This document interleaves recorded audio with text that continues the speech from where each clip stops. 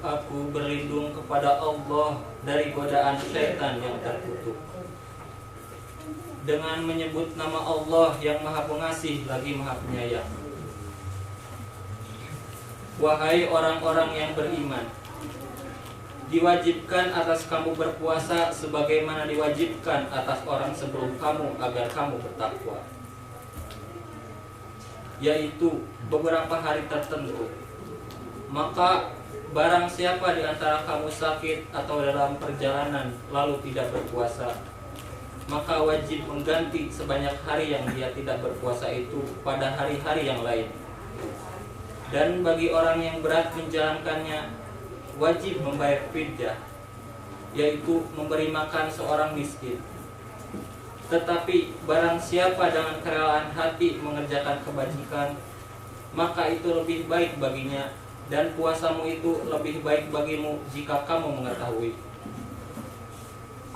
Bulan Ramadan adalah bulan yang di dalamnya diturunkan Al-Quran sebagai petunjuk bagi manusia, dan penjelasan-penjelasan mengenai petunjuk itu dan pembeda antara yang benar dan yang batil.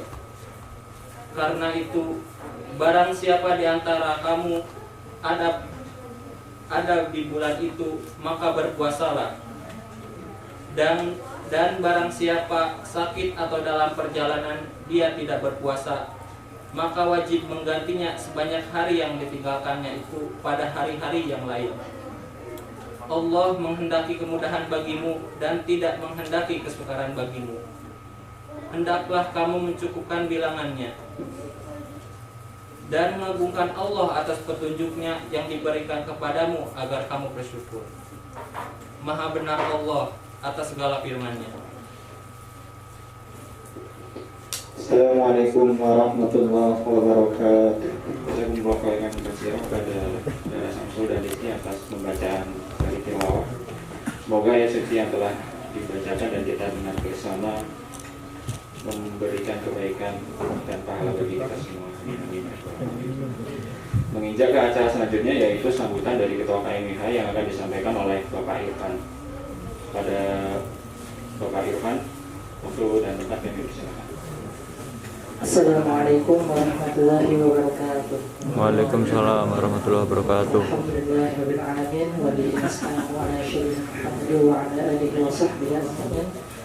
Asyhadu an la ilaha illallah wahdahu la syarika lah wa asyhadu anna Muhammadan abduhu wa rasuluhu amma ba'du.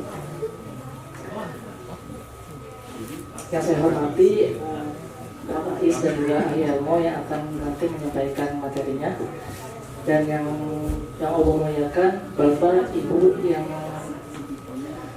dari KMI, dari pengurus KMIH yang alhamdulillah masih memberikan sumbangsinya untuk kegiatan KMIH sampai saat ini, yang sama-sama kita berdoa untuk senantiasa diberikan kemudahan dan juga keberkahan untuk para bapak dan ibu semua. Teman-teman juga yang telah hadir di tempat dan juga di acara yang alhamdulillah kita laksanakan hari ini, semoga kita diberikan keberkahan terhadap acara kita kali ini. Amin ya rabbal alamin.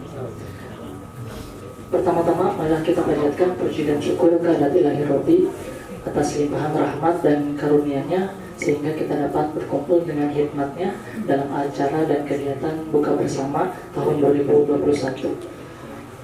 Salawat serta salam tak lupa kita senantiasa curah limpahkan kepada junjungan alam kita, yakni Nabi Muhammad SAW. Juga kepada keluarganya, para sahabatnya, para istri-istrinya, anak-anaknya, dan atas perjuangan para sahabat, dan juga beliaulah kita saat ini masih diberikan kenikmatan untuk bisa menikmati indahnya Islam saat ini. Hadirin yang senantiasa dirahmati oleh Allah Subhanahu wa Ta'ala, perlu saya sampaikan beberapa hal yang saya rangkum, yakni mengenai rasa syukur saya dan juga pada pengurus KMH yang lainnya. Kita masih diberikan kesempatan untuk melaksanakan kegiatan buka bersama tahun 2021 ini, mengingat kondisi pandemi yang saat ini masih ada, dan dengan keterbatasan yang ada, kami mohon maaf karena dengan situasi pandemi ini kami membatasi jamaah yang ikut serta dalam kegiatan KMH ini. Makanya kami menyebarkan poster atau informasi mengenai buka bersama ini untuk kali ini hanya melalui person to person atau melalui internal KMH, seperti itu. Mengingat tahun lalu yang hampir bahkan tidak sama sekali melaksanakan kegiatan-kegiatan KMH yang dilaksanakan secara langsung, namun dilaksanakan secara online. Mengingat tahun lalu pandemi itu ada. Kemudian, walau untuk ketiga kalinya, untuk saat ini bahkan dimulai dari besok, pemerintah Jepang mengumumkan kembali bahwa Jepang melalui darurat COVID kembali yang dimulai dari besok 25 April sampai 11 Mei 2021, dan semoga meskipun keadaan darurat itu yang ditetapkan oleh pemerintah, kita senantiasa diberikan dilindungi oleh Allah Subhanahu wa Ta'ala. Dan untuk acara buka bersama KMH ini, yakni biasanya tiap tahun itu mendatangkan ustadz-ustadz yang didatangkan dari Indonesia, dan itu biasanya kami bisa menggalang dana oleh dompet Bapak atau PKPU, Pos Keadilan Penduduk Islam, dan juga dari kas KMH maksudnya. Dan karena sampai hari ini pun tidak bisa mendatangkan ustadz karena berhubung dengan COVID-19 yang saat ini masih ada di tengah-tengah kita. Selain itu, saat ini alhamdulillah KMH masih diberikan kelancaran, dan kemarin dimulai dengan pengadaan tarif Ramadan kembali secara langsung, dan alhamdulillah dengan mengundang banyak jamaah, dan itu rasa syukur yang luar biasa.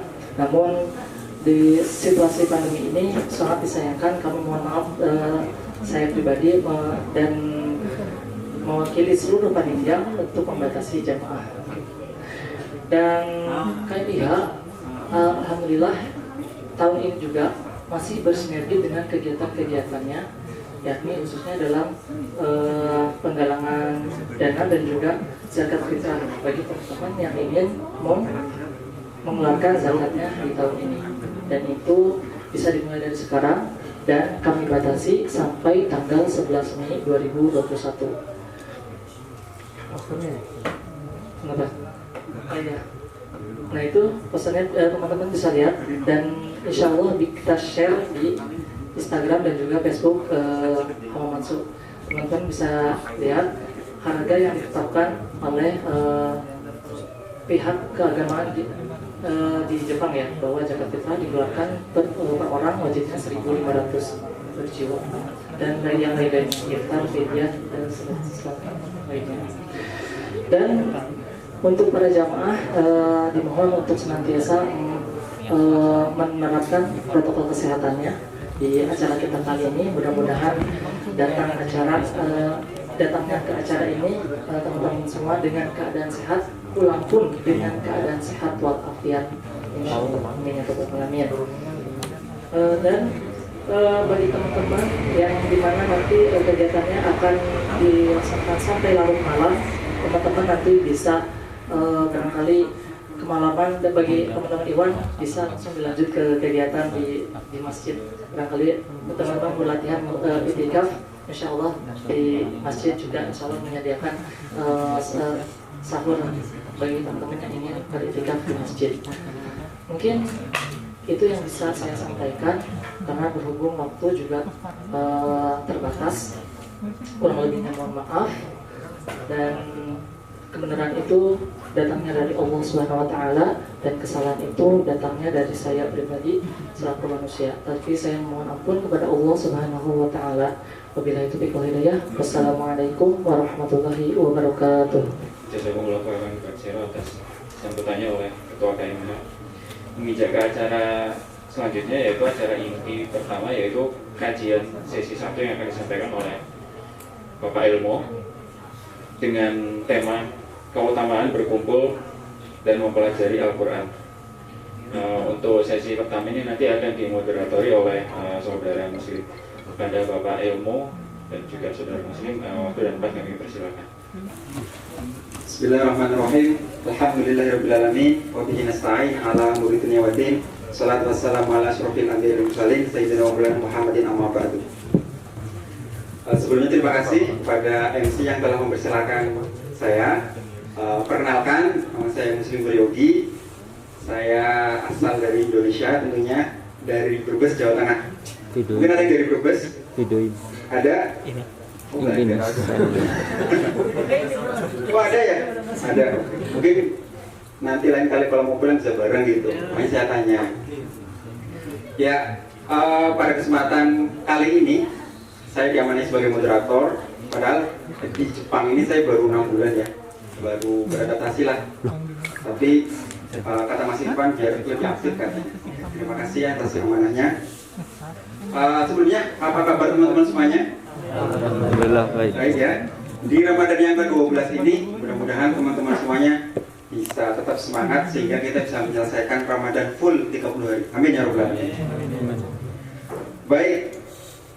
Untuk sesi yang pertama ini kita akan belajar menyimak bersama, mendengarkan bersama oleh Ustadz yang tentu udah ahlinya ya, tentang keutamaan kita itu berkumpul belajar Al-Quran. Nah, pas banget karena ini itu di bulan Ramadan, jadi teman-teman diharapkan untuk menyimak dan mendengarkan dengan baik. Sebelum saya persilakan untuk pembicaranya, saya akan memperkenalkan terlebih dahulu biografi dari pembicara yang pertama. Nama Elmo Juanara. Sekarang beliau adalah mahasiswa di University of Shizuoka, S2 ya, S2 ya, magister. Kemudian asal dari Bekasi. Kemudian riwayat pendidikan dulu di Universitas Brawijaya, Malang, Jawa Timur. Kemudian sekarang ya di Suzuka University, mudah-mudahan insyaallah tahun ini bisa selesai. Amin. Pengalaman organisasi dari PPI Dunia, PPI Jepang ya. Kemudian jadi ketua umum di Lembaga Kerohanian Islam di Universitas Brawijaya. Dan masih banyak lagi sampai jadi ketua MITI Masyarakat Ilmuwan dan Teknologi Indonesia. Nah, itu saja ya secara singkat. Teman-teman kalau misalkan mau kenal lebih jauh silakan lihat atau ya DM aja di @elmojuana. Ya. Baik, tanpa berlama-lama langsung saja saya persilakan kepada ahli Elmo Juanara. Kepadanya saya persilakan. Allahumma shalli ala sayyidina Muhammad. Takbir. Allahu Akbar. Bismillahirrahmanirrahim. Wahaikum jami'atul Islam. Tahiyatul jannah bi tahiyatul khalidat. Tahiyatul salam. Assalamualaikum warahmatullahi wabarakatuh. Waalaikumsalam warahmatullahi wabarakatuh. Baik, alhamdulillah nahmaduhu wa nasta'inuhu wa nastaghfiruh. Wa na'udzu billahi min shururi anfusina wa min sayyiati a'malina. May yahdihillahu fala mudilla lahu wa may yudlil fala hadiya lahu. Asyhadu an la ilaha illallah wahdahu la syarika lahu wa asyhadu anna Muhammadan abduhu wa rasuluhu la nabiyya ba'dah. Baik, alhamdulillah, Allahumma shalli wa sallim ala Muhammad. Alhamdulillah teman-teman semua, Bapak Ibu, Ustazah yang kemudian hadir dalam acara buka bersama KMIH 2021 ya, Masya Allah. Di tengah pandemi kita masih bisa melakukan kumpul seperti ini. Insya Allah ya, tadi diamanahkan oleh panitia untuk sharing gitu tentang materi apapun gitu ya, yang penting bisa bermanfaat buat kita semua. Dan insya Allah mungkin menyampaikan terkait dengan ini ya, keutamaan berkumpul belajar Al-Quran. Baik, ikhwati fillah, teman-teman semua. Sebelumnya saya kenal sama Mas Yogi ya dari Instagram. Nah, beliau mendm saya beberapa bulan lalu ya. Tahun lalu ya. Terus ya, Masya Allah diketemukan di KMIH gitu ya. Jadi apa ya? Orang-orang baik itu akan dipertemukan di tempat-tempat yang baik gitu ya. Insya Allah, dan hadirnya kita dalam KMIH ya, di wadah KMIH ini dipimpin dihamdai oleh Mas Irfan ya. Insya Allah akan mempertemukan orang-orang yang baik gitu. Makanya itu jangan pernah lepas gitu ya dari perkumpulan yang baik-baik gitu. Setuju ya, insya Allah ya? Setuju. Insya Allah ya. Apalagi kondisinya di luar ya Mas. Ya, jadi kalau kata dulu ada senior itu ya, di MITI itu bilang, pada saat saya ke Jepang pertama kali gitu, hampir itu saya masuki dunia gelap Jepang gitu. Tapi saya diselamatkan oleh beberapa orang, dan sekarang akhirnya saya bisa menjadi orang yang lulus lah itu ya sampai sekarang itu. Baik teman-teman semua, langsung aja ya. Ini sebenarnya saya ngomong sharing aja. Nanti lebih detailnya disampaikan oleh Pak Faiz ya, sebagai penutup dan pamungkas ya. Baik, kalau kita bicara tentang Al-Quran, dan Al-Quran ini adalah hal yang kemudian paling melekat ketika pada saat bulan Ramadan gitu. Siapa di sini yang kemudian dari Indonesia masih membawa Al-Qurannya? Ada? Masih ya? Masih, alhamdulillah. Ya. Kenapa demikian teman-teman? Karena Al-Quran tersebut ya, insya Allah itu akan menjadi pedoman kita ya, dimanapun kita berada gitu. Kalau dulu di kampus saat masa di mahasiswa, teman-teman itu banyak bawa Al-Quran di tas-tasnya gitu ya, terus membaca di sela-sela waktu kuliah dan sebagainya macam ada. Rasanya ada sebuah hal yang hidup di situ. Nah, berbicara tentang Al-Quran, maka ada sebuah pertanyaan mendasar. Ya. Yang pertama adalah berapa banyak umat Islam di Indonesia dan di Jepang ya, atau teman-teman Indonesia yang ada di luar negeri yang memiliki Al-Quran?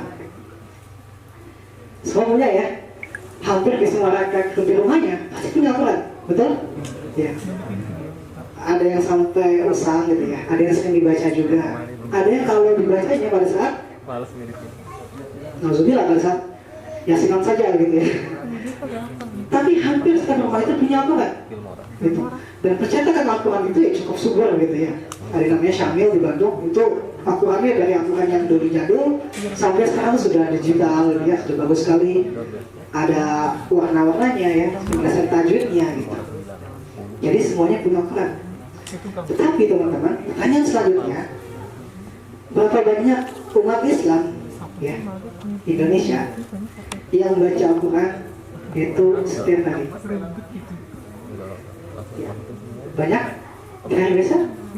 Semoga ya, insya Allah gitu ya. Tapi kenyataannya memang ada nggak juga gitu.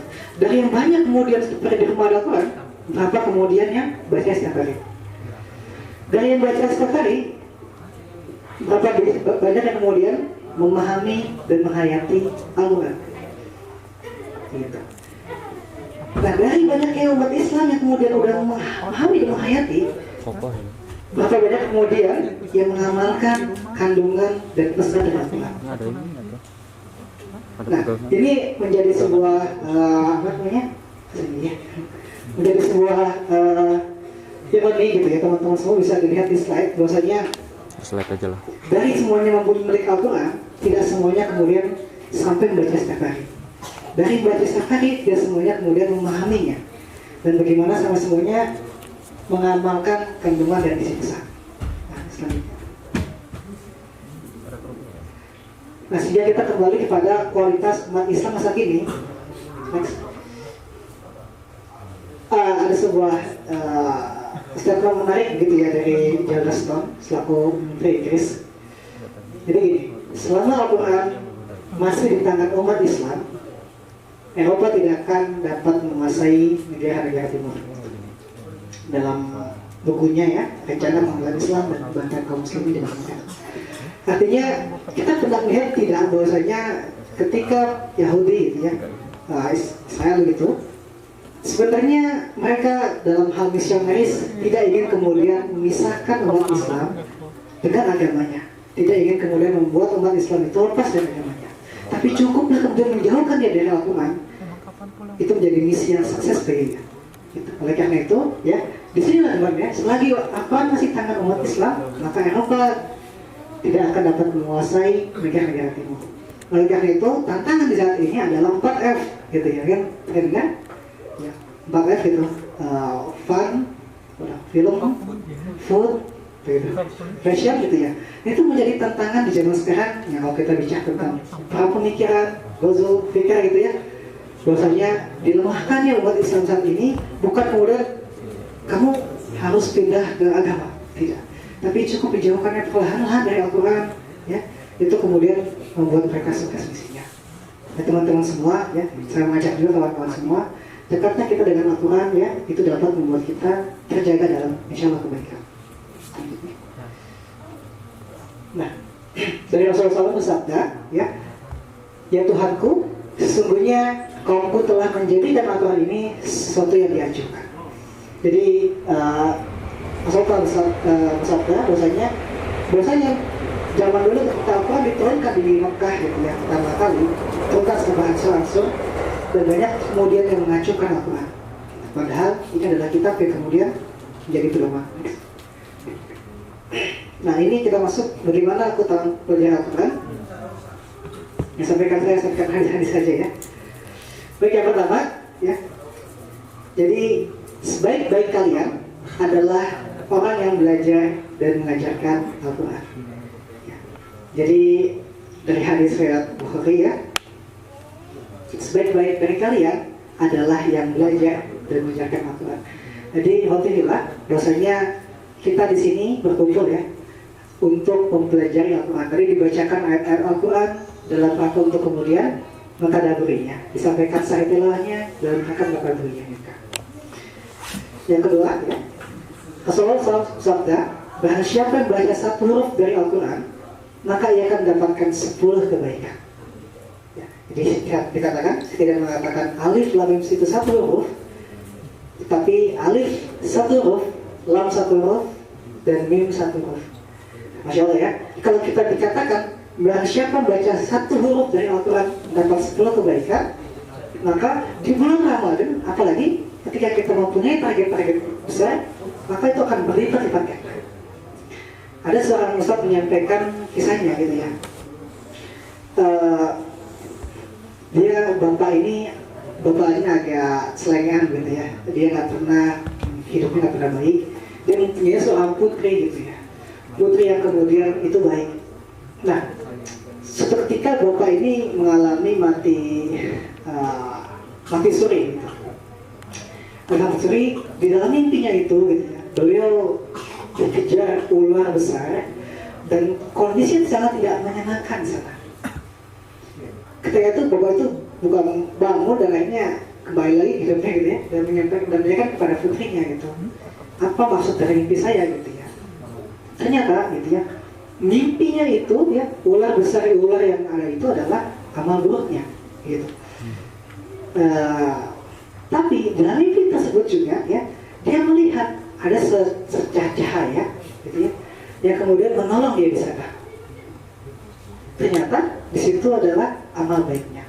Nah, banyak kisah-kisah teman-teman semua bagaimana amal kebaikan pada saat seseorang itu meninggal dunia, dia akan melihat amal itu besar sekali ya. Dan sampai amal itu kemudian dia ingin memulai amal itu, sampai seseorang itu pada saat syahid, teman-teman tahu syahid itu apa? Meninggal di jalan Allah gitu ya. Syahid itu adalah jalan tol, jalan pintas. Seseorang itu tanpa dihisap lagi langsung masuk ke surga gitu ya, tanpa ditanya-tanya masuk ke surga. Makanya itu yang membuat para sahabat itu lari pertama kali menuju medan perang pada saat peperangan gitu kan. Makanya itu membuat para sahabat-sahabat yang tua gitu ya, nah saya lupa namanya itu, dia kemudian berangkat sama anaknya gitu ya. Tahun ini saya berangkat ke perang gitu, kata anaknya, bapak udah tua, bapak di rumah aja, biar saya berangkat. Enggak, bapak yang mau berangkat gitu ya. Jadi perebutan untuk melakukan perang gitu. Dan pada syahid-syahidnya ya, yang disampaikan banyak sekali tusukan perang dan segala macam gitu ya padanya. Nah, orang yang kemudian syahid itu kemudian ketika dia melihat amalannya di akhir-akhir nanti, dia ingin mengulangi syahidnya berkali-kali. Karena kemudian melihat amalnya. Pada saat zaman sahabat juga, ada seorang sahabat yang kemudian ingin dibakar, ya, dimasukkan ke dalam api begitu. Terus dia bilang begini, saya sebenarnya menyesal ingin dimasukkan ke dalam api ini. Saya berharap saya ingin dimasukkan ke dalam api sebanyak bulu dalam tubuh saya. Dia ingin berkali-kali karena pahalanya besar. Nah, ikhwatifillah teman-teman semua, rahimahullah, apalagi di bulan Ramadan, ya, ini adalah waktu yang tepat untuk memulai baca Al-Quran. Bagi kita kemudian yang di bulan biasa, gitu ya, itu jarang baca Quran, jarang bacanya. Mungkin saat yang paling tepat di sini, karena mungkin kita dikunci kan ya, bos-bos setan dikunci. Kita harus lebih mudah lagi dan lebih lembutkan lagi hati kita untuk membacanya. Apalagi teman-teman tergabung dalam grup KBH yang saling menasihati dalam watawasabil haq, watawasabil sabr. Nasihat dalam kebaikan ya, hak, benar, dan kesabaran. Ya. Jadi waktunya kapan untuk baca Quran? Kalau kita nggak pernah baca Quran di waktu-waktu hari biasa, waktu ini yang paling tepat mulainya. Sekarang teman-teman, 12 Ramadan. Hamil berapa? Hamil berapa lebaran? Bukan itu ya. Bukan itu yang kita pikirkan sebenarnya. Tapi berapa lagi Ramadan yang akan meninggalkan kita, gitu ya. Banyak kemudian kita lihat ya, pusat-pusat yang ada di Indonesia yang telah dipanggil, gitu ya, lagi di zaman corona seperti ini sebelum Ramadan, belum sempat menikmati bulan Ramadan. Artinya orang-orang yang kemudian dipanggil sebelum bulan Ramadan tahun lalu adalah bulan terakhirnya.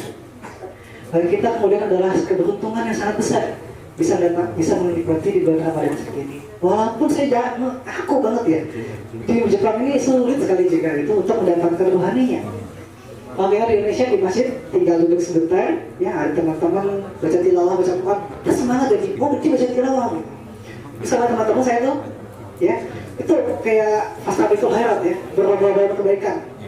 Jadi saking anak muda ya, dia kan tilawah nih, digangguin tuh, jangan nih main HP aja gitu, biar nggak kebalap baca Quran ya.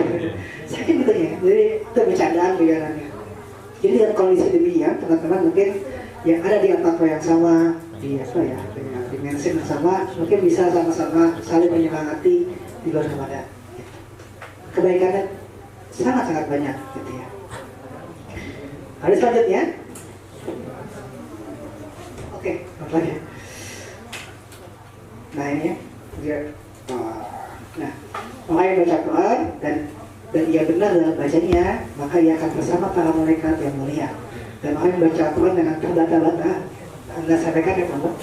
Dan orang yang baca Quran dengan terbata-bata karena kesusahannya, maka ia mendapatkan 2 pahala.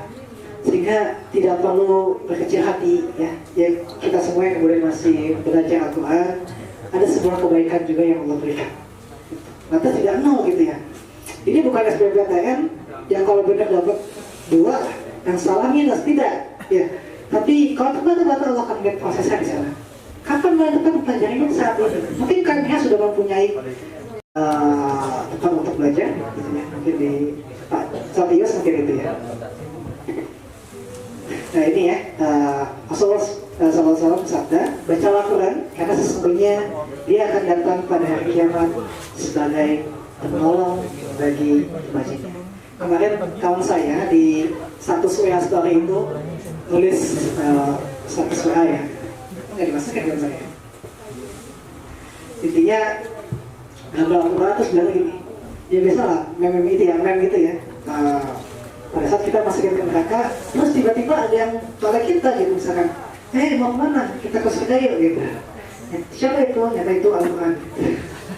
Jadi dia Al-Quran akan datang ya dan dianggap sebagai penolong dari umatnya. Hadis dari ayat sebenarnya banget sebenarnya ada waktu sedikit yang saya sampaikan bahwasanya kita ingin sama-sama di sini merefleksi teman-teman, khususnya bagi saya pribadi ya, anak pribadi, tentang bagaimana interaksi kita dengan Al-Quran gitu ya.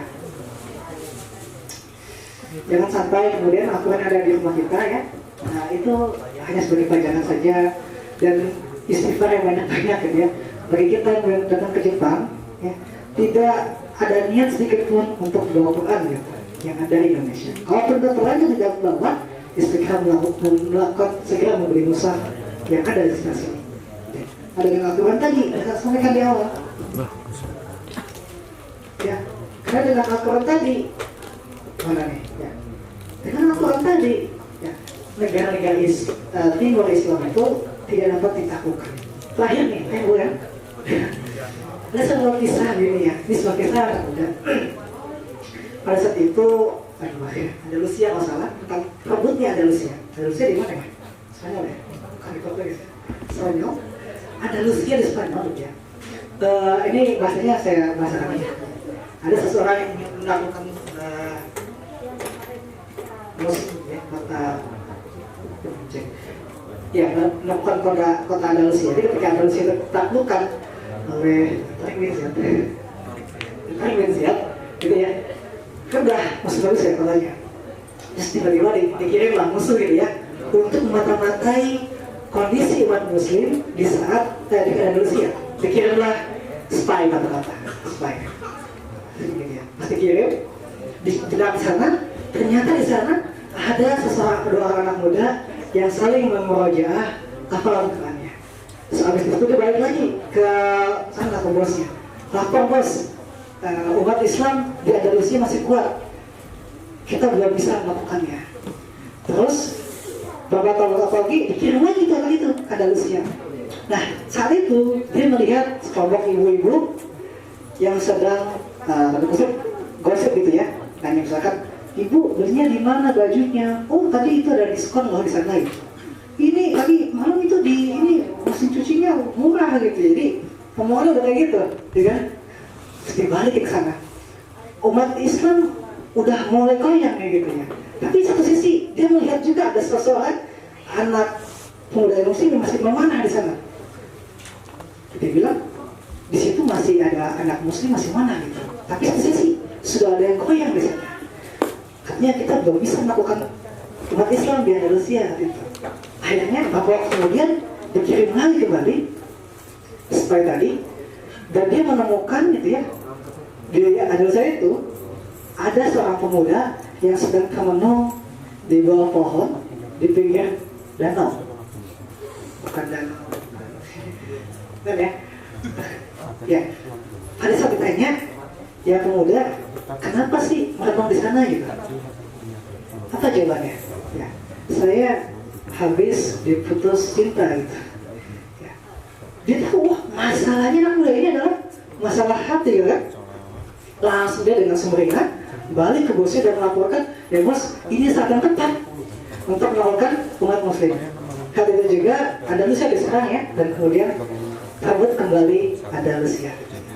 Nah, itu kisah teman-teman bahwasanya bagaimana pembicaraan kita, apa yang kita bicarakan segala macam, itu dapat kemudian menurunkan gitu ya, kualitas din ini, agama ini. Oleh karena itu ya, makin dekat umat muslim dengan kitabnya, insya Allah itu akan menambah izah dan ifah dari muslim itu sendiri, dari agama Islam itu sendiri. Sehingga ya, yang kita impikan bersama agama Islam ini dapat tersebar dan hidup kembali ya di muka bumi. Allah alam bisawab. Saya kembalikan ke kamar. Terima kasih atas penjelasannya.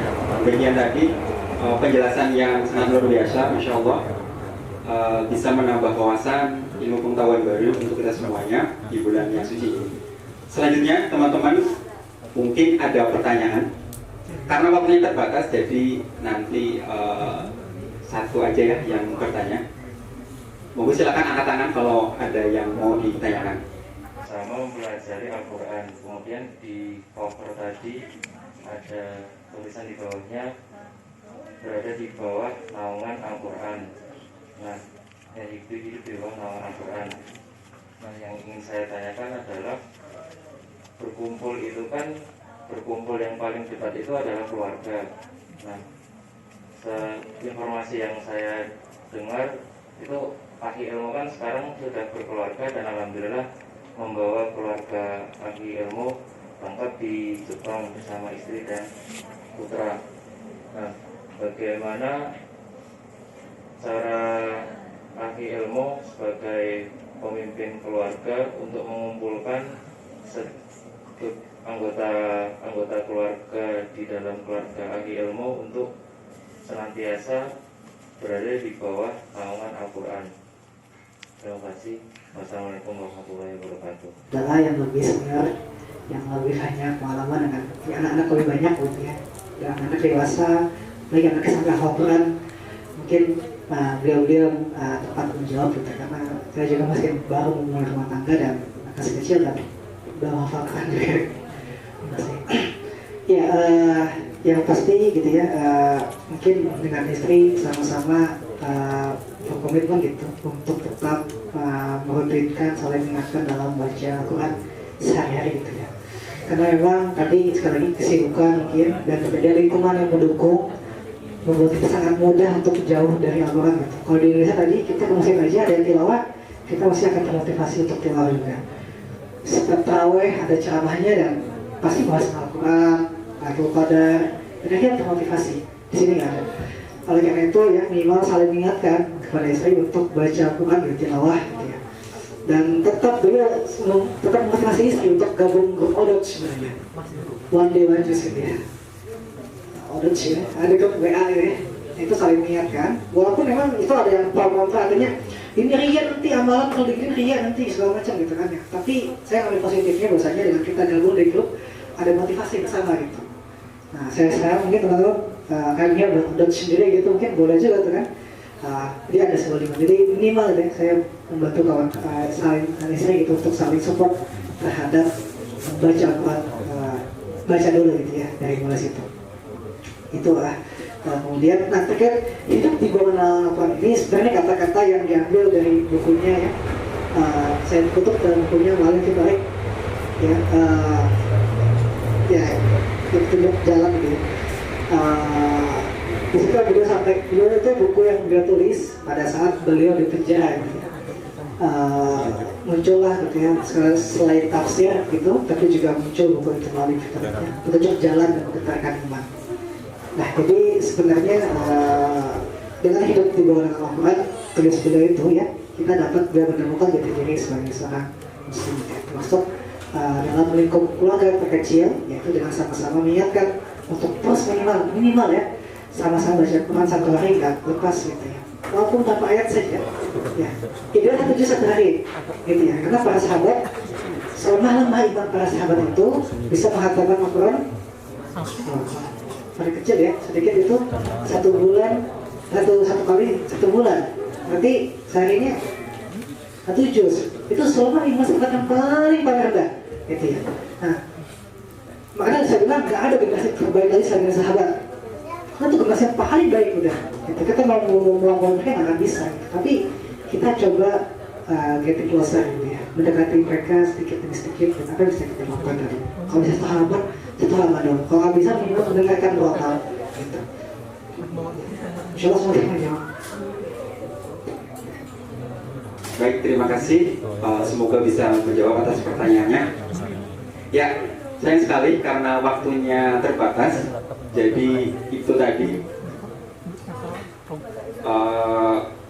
sesi pertama yang bertema tentang berkumpul, ya, keutamaan berkumpul mempelajari Al-Quran.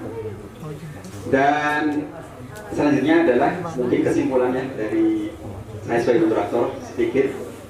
Yang pertama, teman-teman, sebaik-baik manusia adalah orang yang belajar Al-Quran dan mengamalkannya. Kemudian apabila kita membaca Al-Quran dalam 1 huruf itu ada 10 kebaikan. Terlebih ketika di bulan suci Ramadan, insya Allah Allah akan melipat gandakan pahala kita semua. Dan di bulan suci ini juga marilah kita saling mengingatkan untuk membaca Al-Quran.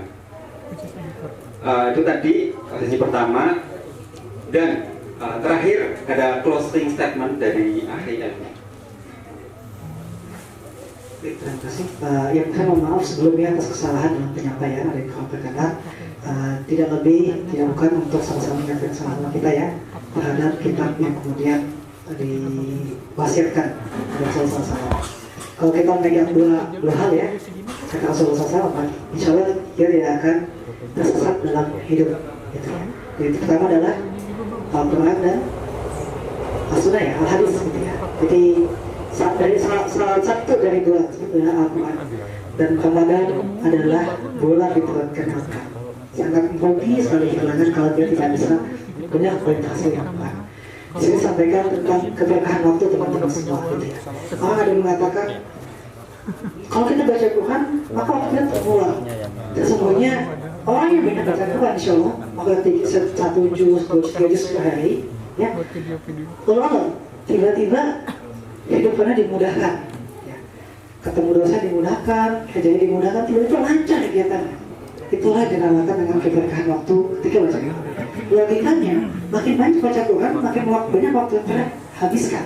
Tapi kenapa dengan orang yang banyak baca Quran itu maka malah makin mudah hidupnya? Karena dia ada keberkahan waktu. Bukan banyaknya waktu yang kita butuhkan, tapi keberkahan. Ya. Ziyadatul khair. Apa itu keberkahan? Ziyadatul khair. Kebaikan bertambah-tambah. Itu. Oleh karena itu, mari kita membaca gitu ya. Ada mushaf kita baca, dimanapun itu kita usahakan dulu di bis, di angkot, di kereta ya, di desa, di bus, sehari itu mau keraka, itu diusahakan gitu ya. Kalau orang muslim saja dengan PD membawa Injilnya setiap hari Ahad gitu ya, hari Minggu, naik angkot, naik bis, kita juga harus berani dan tidak malu gitu bawa Al-Quran kemana-mana gitu ya. Allah bisawab, semoga bermanfaat. Ini nasihatul mustaqim. Assalamualaikum warahmatullahi wabarakatuh. Ya, itu persiapan buka puasa ya. Jadi untuk yang ikhwan mungkin bisa digeser sedikit posisinya mengikat untuk memudahkan pembagian takjil nantinya. Dan untuk persiapan buka puasa ini mohon Ustaz Bambang untuk memimpin doa dan juga soal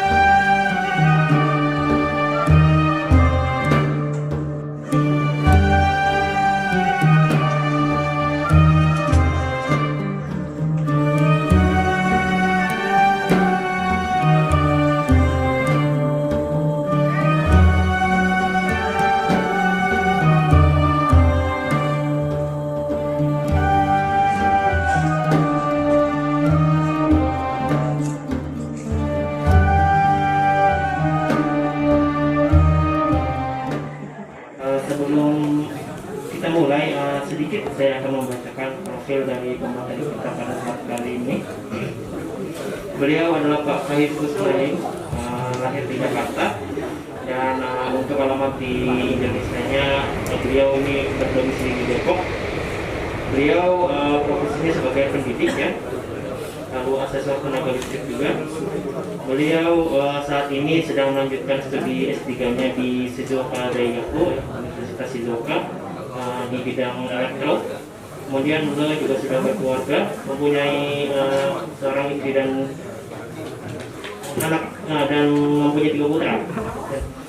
Riwayat pendidikan beliau adalah dari 2010 lulus dari Universitas Indonesia, kemudian melanjutkan studinya di Taiwan ya, Universitas Sains di Taiwan, kemudian di Universitas of Manchester Inggris tahun 2017, dan sekarang melanjutkan di Shizuoka juga seperti itu. Baik, tidak berpanjang kalam, langsung saja kita mulai ke materi pemaparan materi yang kedua yang akan disampaikan oleh Pak Faiz mengenai menjemput makfirah melalui kemuliaan Ramadan. Pada waktu dan tempat Dipersilakan kepada Pak Faiz. Assalamualaikum warahmatullahi wabarakatuh. Waalaikumsalam warahmatullahi wabarakatuh. Alhamdulillah, alhamdulillah, nasta'in wa ala umuri dunya wa din. Wassalatu wassalamu ala asyrafil anbiya'i wal mursalin wa ala alihi wa sahbihi ajma'in. Amma ba'du. Rabbi shrah li sadri wa yassir li amri wahlul 'uqdatam min lisani yafqahu qawli. Rabbi zidni ilma warzuqni fahma wazidni huda amin ya rabbal alamin.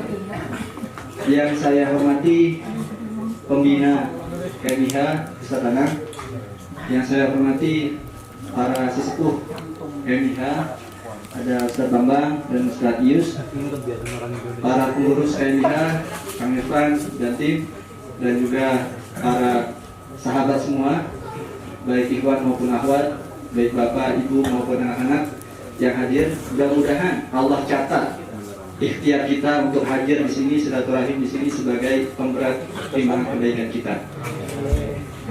Ya, insya Allah pada kesempatan kali ini mohon izin saya untuk mengingatkan diri saya pribadi, mudah-mudahan bisa menjadi pengingat juga bagi rekan-rekan semua terkait dengan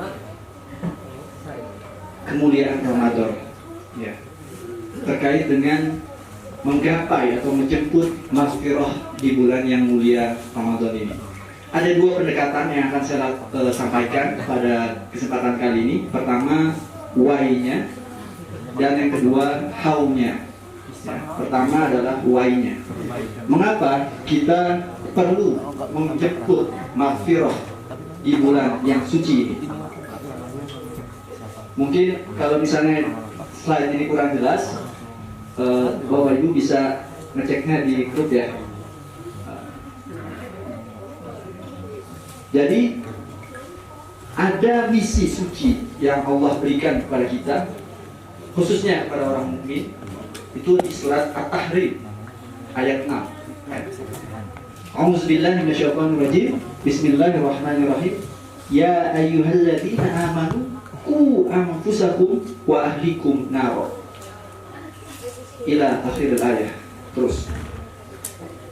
Kemudian dari ayat itu kita bisa melihat bahwa Allah mengingatkan kepada kita selaku umat mukmin untuk menjaga, untuk memelihara diri kita dan juga keluarga kita dari api neraka. Ini adalah visi dari seorang mukmin, gimana menyelamatkan dirinya dan juga keluarganya, para anggota keluarganya dari panasnya api neraka. Ketika kita bisa berhasil menjalani misi atau visi ini, insya Allah dijamin kesuksesan abadi akan kita peroleh. Ya. Mengapa kita perlu punya visi hidup? Itu ibaratnya seperti saya sekarang, saya nggak bisa melihat ke belakang ya, karena saya minus. Ya. Jadi perlu kacamata. Jadi visi itu ibaratnya alat bantu kita yang memiliki 3 peran. Peran pertama adalah sebagai motivator. Ketika kita sedang bimbang, bingung dan lain sebagainya, dengan adanya visi kita kembali diingatkan bahwa kita punya tujuan yang panjang, yang jauh yang harus kita gapai. Yang kedua adalah direction. Visi itu sebagai direksi, sebagai arah petunjuk ketika kita tersesat. Ketika kita menjalani kehidupan ini, pasti akan banyak persimpangan-persimpangan yang akan kita lalui. Dengan adanya visi, kita harus membawa diri kita dan keluarga kita terhindar dari api neraka jahanam. Maka kita akan memilih jalan mana yang harus kita putuskan untuk diambil. Dan yang ketiga adalah kita membutuhkan visi, karena itulah yang menjadi action kita, mendorong kita untuk beramal. Ya, jadi tujuan dari visi ilahi yang Allah sampaikan dalam surat At-Tahrim ayat 6 adalah memastikan kita dan keluarga kita terhindar dari panasnya api neraka. Nah, yang kedua, why kita harus menggapai maghfirah. Maghfirah itu adalah ampunan Allah. Mengapa kita harus menggapai maghfirah Allah? Karena Allah sudah men-state, sudah menyampaikan bahwa yang namanya iman atau keimanan seseorang itu sifatnya yazid wa yanqus. Dia kadang naik dengan ketaatan yang kita lakukan dan lebih sering turun, nauzubillah, dengan maksiat yang kita jalani. Tapi meskipun naik turun, secara overall gradien dia itu naik, ya.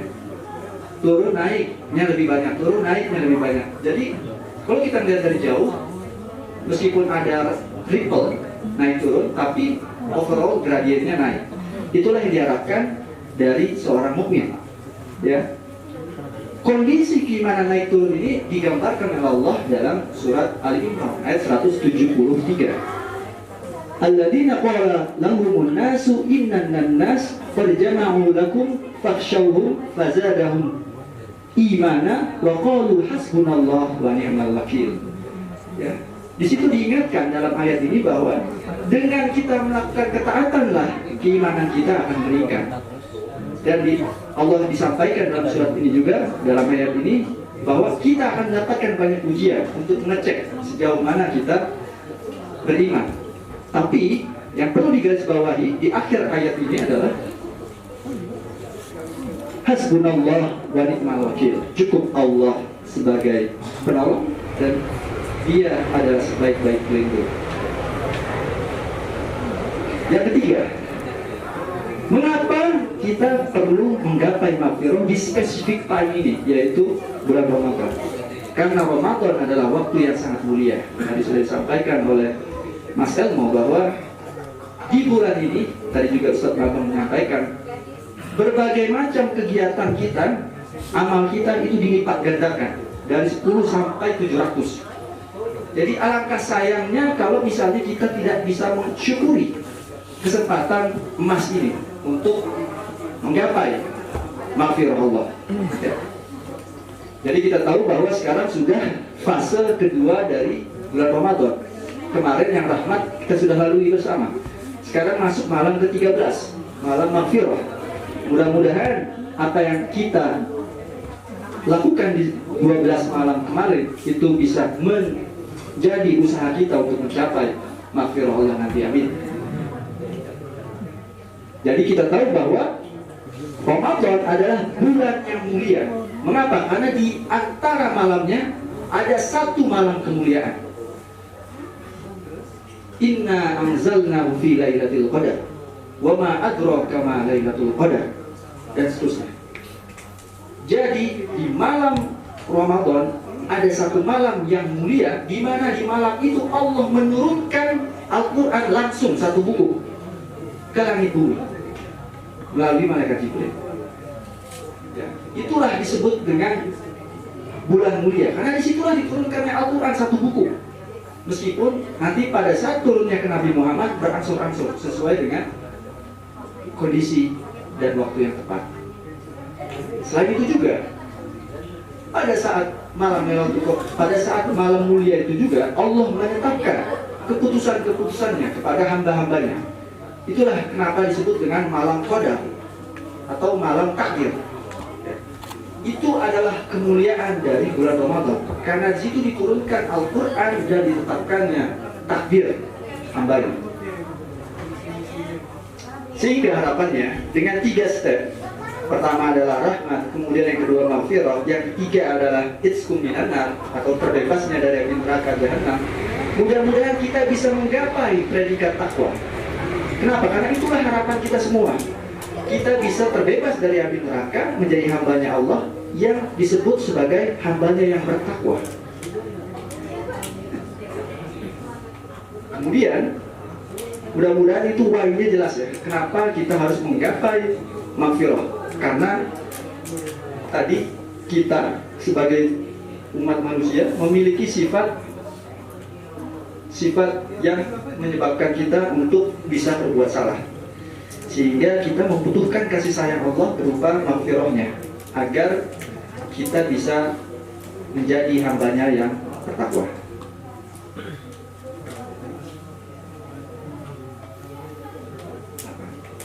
Oke, selanjutnya how-nya. Nah, ini yang penting. Bagaimana menggapai maghfirah tadi? Ya.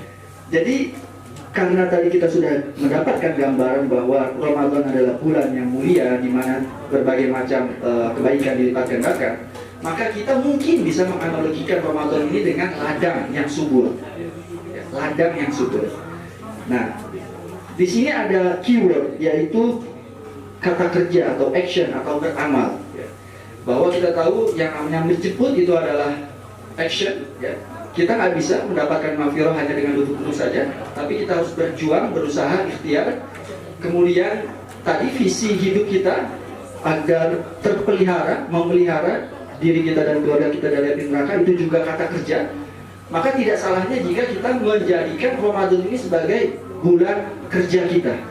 Kita menganggap sebagai bulan bercocok tanam kita. Ada banyak hal yang bisa kita lakukan. Ini saya sadur dari ceramah guru saya. Beliau sudah almarhum, ya, Ustadz Hilman Rosyad.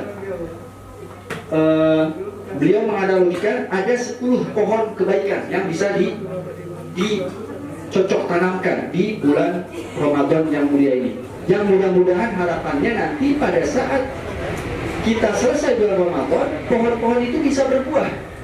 Yang buahnya itu bisa kita rasakan manfaatnya 11 bulan berikutnya.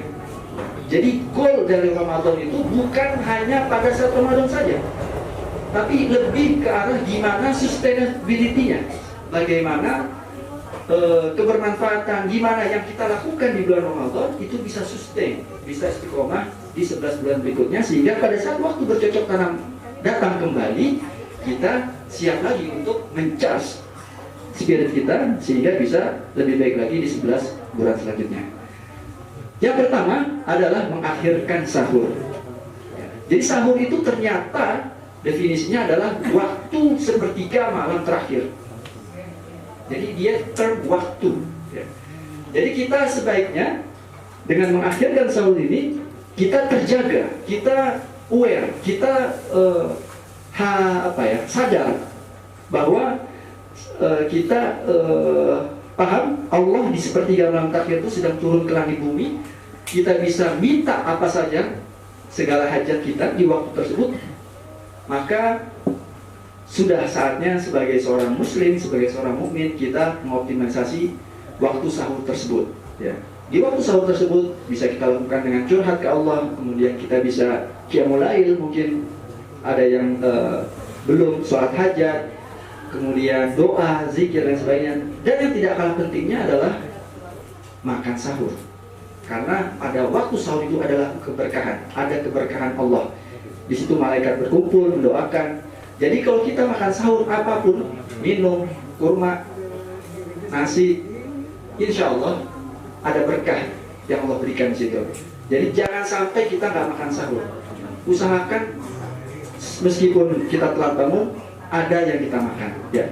Karena itu bagian dari menjemput keberkahan Allah lewat sahur. Yang kedua, mendirikan qiyamul lail. Jadi qiyamul lail itu definisinya adalah sholat sunnah 2 rakaat ba'da isya sampai sebelum subuh. Alhamdulillah, dengan dibelenggunya para setan, kita diberikan kemudahan oleh Allah untuk bisa qiyamul lail setiap malam dengan tarawih. Insya Allah nanti kita akan qiyamul lail ba'da isya. Ya. Biasanya yang dilakukan oleh Rasulullah 11 rakaat, ya. 4-4-3. Tapi sebenarnya yang dilihat oleh Allah bukan jumlah rakaatnya. Mau 11, mau 7, mau 23, it doesn't matter. Yang dilihat adalah usaha kita, sejauh mana kita berlelah-lelah dalam qiyamul lail tersebut, dalam tarawih tersebut, atau dalam salat malam kita, seperti itu. Yang itu yang kedua. Dan ada hadis yang mungkin kita sering dengar, kita sudah familiar, yang menggambarkan bahwa yang namanya qiyamul lail itu disandingkan dengan berpuasa di bulan Ramadan. Jadi mirip, ya. Jadi kalau berpuasa itu di siang hari, qiyamul lail itu di malam hari. Dan dua-duanya itu bisa sebagai penggugur dosa-dosa kita. Ya, man soma ramadana imanan wa ihtisaban ghufira lahu ma taqaddama min dzambi. Itu terkait puasa di siang hari. Yang selanjutnya man koma. Jadi satunya soma, yang kedua koma. Satunya terkait berpuasa di siang hari, hadis yang kedua sholat malam di malam hari, ya. Barang siapa yang berpuasa atau berqiyamul lail pada bulan Ramadan karena iman dan ihtisab, maka insya Allah Allah akan ampuni dosa-dosanya yang lalu. Itulah yang kita harapkan dari Ramadan ini, menjemput maghfirahnya, ampunannya. Yang ketiga, pohon yang ketiga adalah menyegerakan iftar.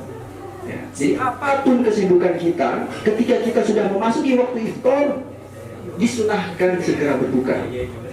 Kesibukan apapun kita, entah lagi ngajar, entah lagi sidang, entah lagi apapun, kalau bisa menyegerakan iftar. Lagi kerja, menyegerakan iftar. Iftar itu membuka puasa kita. Biasanya sunnah Rasulullah adalah dengan 3 kurma dan air putih. Ya. Jadi cepat. Mungkin nggak bisa 2 menit isinya, nggak apa-apa, 30 detik cukup. Dengan minum air putih, makan 1 atau 3 kurma, di situ menjalankan sunnah menyegerakan iftar. Mengapa? Karena ada hadis sahih, ya, muttafaqun alaih terkait iftar ini dari Sahal bin Sa'ad yang artinya atau bunyinya la yadkhulannan ya la yad. Masya Allah, saya nggak kelihatan. Ini kurang lebih, mohon maaf saya nggak bisa baca. Kurang lebih artinya ada kebaikan dalam menyegerakan berbuka, ya. Seperti itu. Jadi memang kebahagiaan orang berpuasa itu ada 2, ya. Pertama adalah pada saat berbuka, yang kedua adalah pada saat berjumpa dengan Allah. Jadi kenikmatan terbesar dari seorang muslim itu bukan masuk surga. Oke, masuk surga itu merupakan salah satu target kita, goal kita, ya. Kemudian surga Firdaus itu adalah cita-cita tertinggi kita. Tapi ada lagi yang di atas surga Firdaus itu, berjumpa dengan Allah, ya. Itu adalah kenikmatan terbesar yang hanya bisa diraih oleh orang-orang terpilih. Dan berpuasa itu mendapatkan 2 kebahagiaan. Pertama adalah pada saat berbuka, dan kedua adalah pada saat berjumpa dengan Allah. Allah yang bilang seperti itu.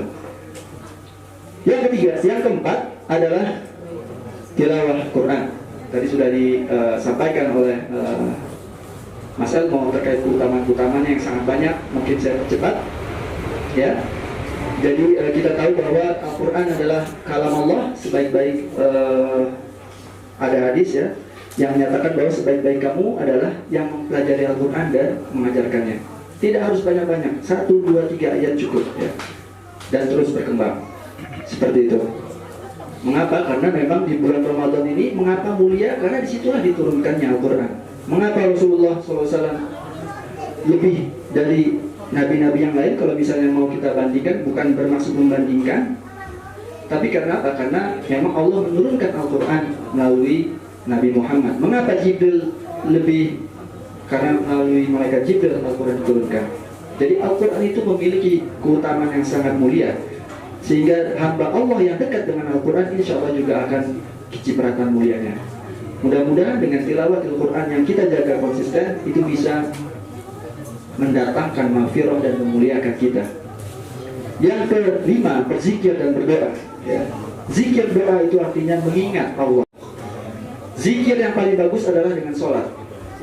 Mengapa? Karena dengan sholat kita mengingat Allah, mulai dari takbiratul ihram sampai salam kita.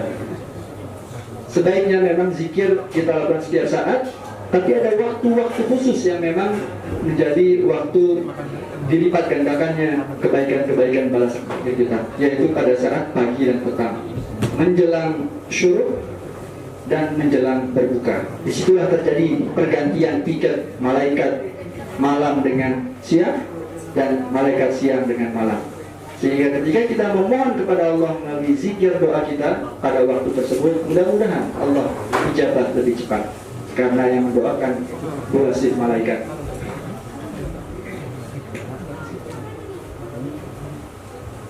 Oke, selanjutnya saya percepat. Yang ke 6, 7, 8, 9, 10 adalah zakat infak sedekah, karena kita tahu bahwa disitulah Allah melipat gandakan pahala kita. Kita tahu bahwa yang namanya Ramadan adalah bulan berbagi. Mudah-mudahan dengan kita berbagi kepada sesama kita, dengan kita berbagi, Allah mudahkan urusan-urusan kita. Karena kita tidak tahu siapa yang menjadi perantara dimudahkannya urusan kita. Kemudian memperbanyak ibadah sunnah, sunnah rawatib, dan lain sebagainya kita perbanyak di bulan Ramadan. Mudah-mudahan dengan ibadah sunnah yang kita lakukan lebih banyak itu bisa mendapatkan cintanya Allah kepada kita. Kemudian selanjutnya meninggalkan hal mubah yang tidak bermanfaat. Hal mubah itu berarti yang diperbolehkan, namun manfaatnya lebih sedikit dibandingkan dengan pohon-pohon kebaikan lainnya. Jadi itu bisa kita tinggalkan. Contohnya apa? Menonton televisi itu boleh. Kemudian YouTube itu boleh. Tapi kalau misalnya ada hal lain yang memang lebih urgent untuk kita lakukan, mungkin itu bisa jadi lebih baik. Kemudian yang ke-9, iktikaf. Ya. Kita berdiam diri di masjid dengan rukun-rukunnya, dengan maksud ibadah kepada Allah, mendekatkan diri kepada Allah. Kita mohon dengan kita menjadi tamunya Allah di rumahnya, Allah bisa mendengar segala urusan dan permasalahan kita. Seperti itu. Dan yang terakhir, jadi kalau iktikaf ini memang harus dilakukan di masjid, nggak bisa dilakukan di mana saja. Tapi waktunya spesifik di 10 malam terakhir. Dan yang terakhir adalah memburu Lailatul Qadar. Yang namanya memburu berarti kita harus menyiapkan berbagai macam sarana kita agar kita bisa menangkap buruan Lailatul Qadar tersebut. Ya. Ibaratnya ikan, Lailatul Qadar itu jauh lebih besar daripada paus yang harus kita tangkap, sehingga segala perbekalan kita untuk berburu harus kita siapkan dari sekarang, sehingga ketika waktu berburunya datang kita sudah siap untuk memberikan yang terbaik dalam menangkap buruan kita, yaitu Lailatul Qadar. Lailatul Qadar, menjemput Lailatul Qadar tidak harus di masjid. Kalau misalnya ada tugas yang harus kita lakukan yang tidak bisa kita tinggalkan lokasinya, entah di kampus, di rumah sakit, dimanapun, kita bisa menjemput Lailatul Qadar dimanapun. Tapi memang lebih baik di masjid dengan beriktikaf. Tapi jangan berkecil hati buat ibu-ibu yang mungkin lagi datang bulan sehingga tidak bisa ke masjid, bisa berburu Lailatul Qadar dari rumah atau dari tempat yang lain. Ya, kurang lebih itu adalah 10 pohon kebaikan yang bisa kita tanam di bulan yang mulia Ramadan ini. Mudah-mudahan dengan 10 pohon tadi di akhir Ramadan nanti kita bisa mulai memanen buah-buah yang sudah kita coba ikhtiar tanamkan di bulan yang penuh berkah ini, sehingga bisa mencapai cinta, ridho, rahmat, dan maghfirah Allah. Mungkin itu sekilas. Wabillahi taufiq wal hidayah. Wassalamualaikum warahmatullahi wabarakatuh. Atas pemaparan materi yang disampaikan oleh Pak Faiz terkait maghfirah di bulan Ramadan ini, semoga ini semua menjadi ilmu yang dapat kita amalkan sehingga kita dapat meraih maghfirah di bulan Ramadan ini. Mungkin ada pertanyaan, kita masuk ke sesi tanya jawab dari para hadirin sekalian. Jazakallahu khair Pak Faiz atas materi yang telah diberikan. Masya Allah, ini lengkap sekali, ini seperti paper akademik ya ini ya. Formatnya Masya Allah. Ini ada yang mau saya tanyakan mengenai tadi sifat manusia yang naik kemudian turun, dan ada kiat-kiat dalam menjemput maghfirah, ada 10 ya kalau nggak salah tadi, dari mengakhirkan sahur sampai memburu Lailatul Qadar. Nah, kalau seandainya kondisi iman kita itu naik, yaitu dengan banyaknya taat kepada Allah, pasti hari-hari akan dipenuhi dengan banyak kegiatan yang positif dan sangat minim sekali untuk melakukan yang mubah. Nah, dengan begitu insya Allah kan akan lebih mudah untuk menjemput maghfirah. Tapi bagaimana dengan kondisi iman yang sedang turun, kiat apa yang bisa dilakukan agar diri itu bisa tetap menjemput maghfirah? Apakah itu dengan mungkin dibandingkan dengan saat naik, yaitu kuantitasnya turun, misalnya awalnya 1 juz jadi 1/4 juz, atau bagaimana yang kiat yang dilakukan untuk menjemput makfirah saat iman turun? Terima kasih. Wassalamualaikum warahmatullahi wabarakatuh. Pertanyaan yang sering kita jumpai dan sering kita alami sendiri. Jadi ini memang PR bersama. Saya mohon izin menjawab. Jadi memang ketika kita dalam keadaan jangkus atau iman kita sedang turun, hal yang pertama harus kita lakukan adalah kita bersyukur dalam tanda kutip. Artinya kita sadar bahwa ya Allah, ini iman saya lagi turun. Yang repot adalah kalau misalnya nggak sadar. Jadi kalau misalnya kita sedang futur dan kita sadar kita sedang futur, itu adalah suatu hal positif pertama yang harus kita syukuri. Kalau misalnya kita sadar, kita akan tahu hal apa yang harus kita segera follow up untuk segera menaikkannya kembali. Ya. Kalau misalnya kita sadar, berarti yang harus kita lakukan adalah segera mencasnya. Ibaratnya HP udah tinggal 5%, yang harus kita lakukan adalah apa? Mencari sumber listrik. Sumber listrik kita apa? Al-Quran. Ya. Sefutur-futurnya kita tadi Mas Elmo sampaikan, kalau bisa kita bisa apa ya? Mentilawahkan beberapa ayat. Ya, kalau misalnya nggak bisa 1 juz, kita coba setengah juz, nggak bisa, kita coba beberapa halaman, nggak bisa, minimal setengah halaman. Atau minimal ada ibadah yang memang kita lakukan rutin setiap harinya, yang tak putus. Jangan membuat ibadah rutin ini besar, ya. Entah infak subuh, ya, misalnya setiap bangun subuh kita infak berapa yen, itu rutin kita lakukan dari sekarang sampai seterusnya. Infak subuh, kenapa? Karena ketika kita melakukan infak subuh, disitulah malaikat mendoakan kita. Ketika kita nggak infak subuh padahal kita berjumpa, disitulah malaikat mendoakan sebaliknya buat kita. Ya, jadi ketika kita infak subuh, itu malaikat mendoakan keselamatan buat kita.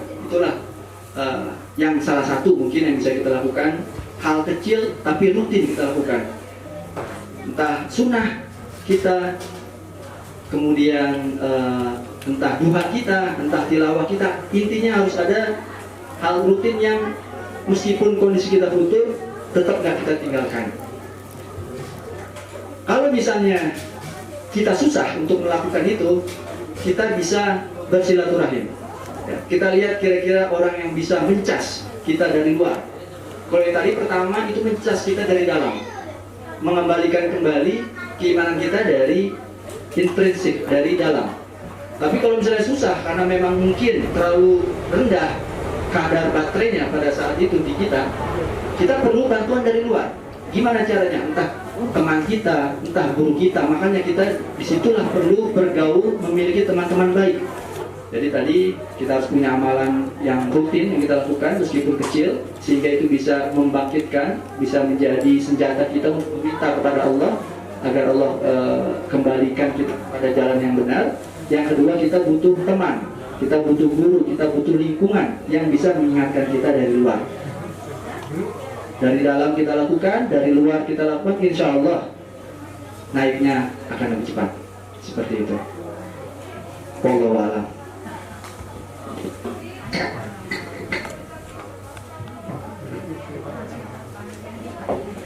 Baik, jazakallah khair atas jawaban yang telah disampaikan oleh Pak Faiz. Mungkin karena keterbatasan waktu juga kita akhiri sesi kajian kedua pada malam hari ini. Jazakallah khair Pak Faiz atas penyampaian materinya. Saya tutup dan saya kembalikan kepada MC. Baik, jazakallahu khairan katsiran atas materi yang telah disampaikan oleh Pak Ustaz Faiz barusan. Semoga apa yang sudah disampaikan materi dari Pak Faiz dan juga dari Pak Ilmo dapat meningkatkan iman dan takwa kita kepada Allah Subhanahu wa taala dan juga membawa pahala kebaikan bagi kita semua. Amin amin. Amin. Baiklah, kita sudah sampai di penghujung acara ya. Kami atas nama panitia dari KMIH mengucapkan banyak-banyak terima kasih kepada Bapak-Bapak dan Ibu sekalian atas kehadirannya. dan semoga kita dapat dipertemukan kembali di lain kesempatan. Mungkin kami juga mengucapkan mohon maaf jika ada kekurangan dari tempat maupun juga fasilitas yang kami sediakan di sini. Sebelum kita beranjak ke sholat Isya dan tarawih berjamaah, marilah kita tutup majelis hari ini dengan bacaan hamdalah istighfar 3 kali dan juga doa kafaratul majelis bersama-sama. Alhamdulillahirabbil alamin. Astagfirullahaladzim. Astagfirullahaladzim. Astagfirullahaladzim. Subhanakallahumma wa bihamdika asyhadu an la ilaha illa anta astaghfiruka wa atubu ilaika. Wabillahi taufiq wal hidayah. Wassalamualaikum warahmatullahi wabarakatuh.